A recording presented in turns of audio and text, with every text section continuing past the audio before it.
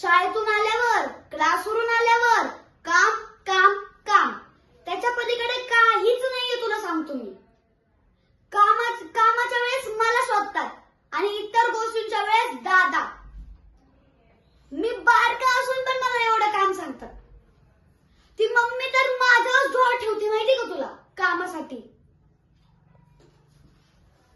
आलो, थांब ना जरा. चल मी जातो आता. बोल काय झालं आता. पाण्याची बाटली आणायची, ते पण खालून. जा, मी नसतो आणत. कुणाला सांगायचंय जा. धन्यवाद.